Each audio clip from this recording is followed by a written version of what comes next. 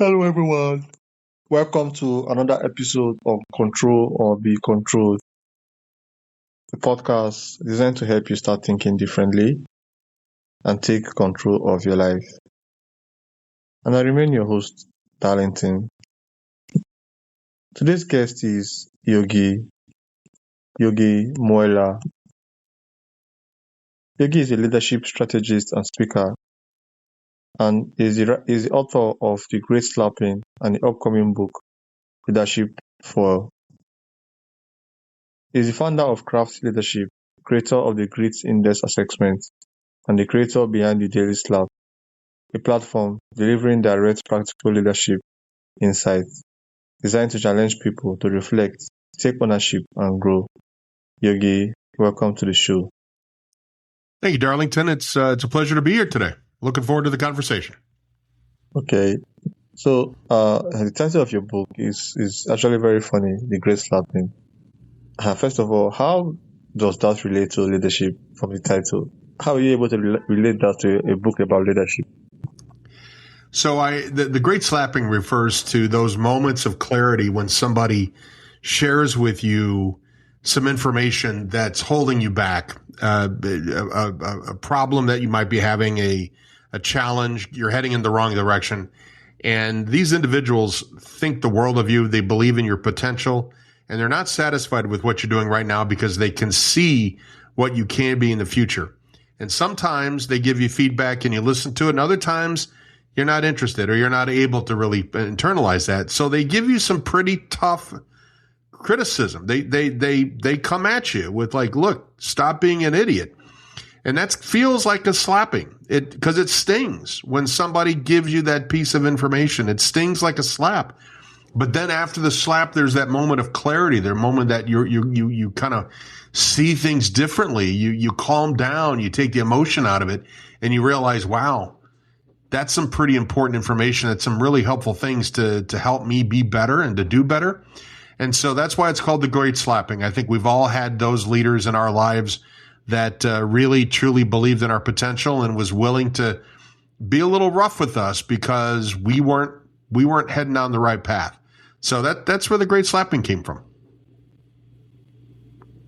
Thank you so much. Because when I was talking about that, I know a lot of people will be confused. The Great Slapping. What's the Great Slapping? Is it like give somebody a huge slap on the face?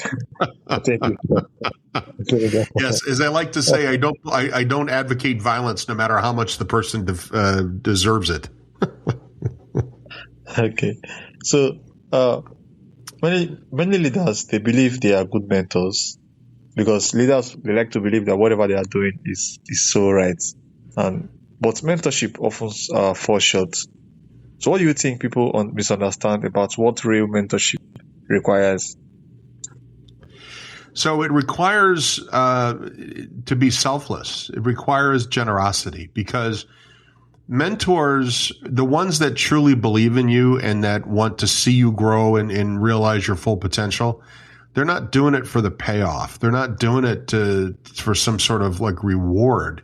They're doing it because it's the right thing to do, is because it's something you need. And so mentors that are quote unquote mentoring somebody because they have some need or desire for reward or payoff, that's not the right direction. That's not the way you should go, because mentors truly give of their time freely. They give of their knowledge freely to help you be a better person, to help you be a better leader, a better professional. And so those leaders that are in it for the wrong reason, they're not the true mentors. The true mentors, again, I like the quote, happiness is planting a seed of a tree whose shade you will never enjoy. And the joy that mentors get is knowing that they've helped you in some way, but they might not even be alive when it takes root and it starts growing that tree. But the knowledge that they had some part of that 15, 20 years ago is why they do it. Not for the shade, but for the act of planting that seed. Okay, thank you so much, Yogi, for that answer. So tell us about the Grit Index Assessment. How does it help leaders understand themselves and identify areas where they need to grow? So the grid index centers completely around your ability to listen to feedback, to internalize the feedback, and then do something about it. Because if I'm working with you as a coach or as a consultant, and you don't think you do wrong, everything you do, you think you do extremely well, and you have no room to grow, I can't help you. I'm not going to be any benefit to you because you already know everything. And when somebody gives that person feedback, they immediately disagree with the feedback. They push back on it. They get very defensive and they don't listen to it. So what this assessment does is it breaks down your ego and it breaks down your ability to see the truth in the feedback. Because if you're defensive right off the bat, we're not going anywhere. But sometimes people listen to the feedback and they go, okay, maybe there's some truth there, but they won't do anything about it. Whether they're too lazy, they're too tired, they're too overworked, they're not making themselves a priority. So the second part of the grid assessment is about how do you work with the feedback once you get it? Or do you sit on it? Or do you actually put it into practice to get the benefit out of that? So the G and the R stands for get over yourself and reassess with honesty. That's how do you receive feedback. And the IT is investing in yourself, investing in improvement, and treasuring the lessons and growth. That's the IT. So anybody that's interested in really breaking down how they process feedback, how they listen to it, how they identify the truth, have them take the assessment. It's going to be an eye-opening experience. Okay, so what about people who fail the assessments? So there's no failure, but it is interesting. I have people that will get almost perfect scores on this. And I go back to them and I'm like, because they're pretty happy they got a really high score. And I said, you know what? A high score is probably one of the biggest tells that you don't have, you're not very open to feedback. You already think you're perfect. People that are open to feedback will tend to grade themselves lower on things because they know there's room for growth. Even Socrates says, the smartest man is the one who knows he knows nothing. And those that come and are really proud that they got a 98, I'm like, well, then that means you feel that you know everything. You feel that you are completely immune to feedback, and you're probably the biggest person I needed to work with, not somebody that scores in the 70s. Thank you, Yogi, for just making a clarification. So, you have a background in comedy. For me, I think almost everyone has a bit of comedy in them, but they just don't recognize it. So, tell us, how has comedy influenced the way you communicate, teach, and lead today? That's a great question, Darlington, because I feel humor is the great leveler. It's the thing that makes us all equal. Because, if I'm in a room and I've got presidents and CEOs and I've got frontline workers, I can make a joke and have everybody in that room laugh. And in that moment, everybody's equal in that room. The endorphins are released. People are feeling good. And comedy brings people together. Comedy calms the nerves. It brings people's attention to you. It catches their attention. So I think as a tool in the world that I live in learning and development and talent development, I think having that comedy background and capturing people's attention and holding it, I think is a great skill to have. Do you think it's easier for comedians to become leaders? That's actually a really good question, darling. Nobody's ever asked me that before. I will tell you that one of the things that I had to watch my back on, I had to really pay attention to what I was doing, is comedians are well known for letting everything go and just being off the cuff and saying things that come to the top of their head.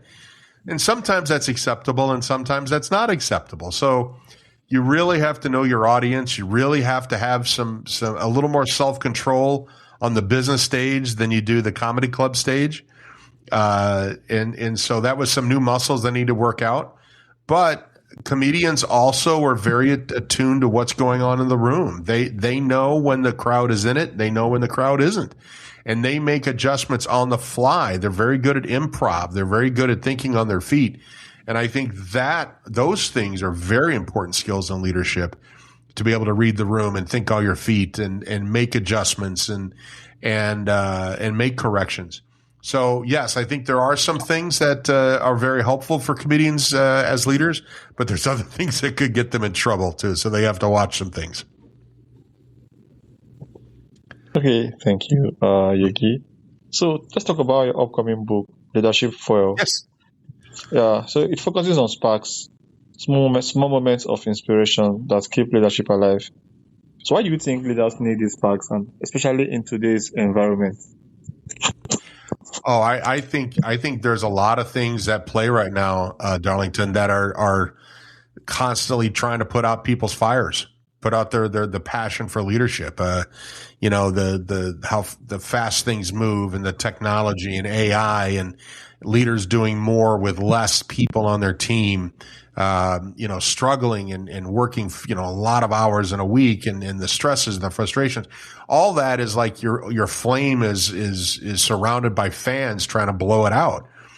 And when a leader's flame goes out, the flame in the entire department goes down, because you can't, if you have two matches and you hold them together, one's not going to light the other one if one isn't already lit. And so leaders can inspire their team. They can't ignite the fires in their team to be great if their fire is not lit in themselves. So this book it's really a textbook. The Great Slapping is more of a story, a narrative about, kind of a biography about mentorship and the importance of it.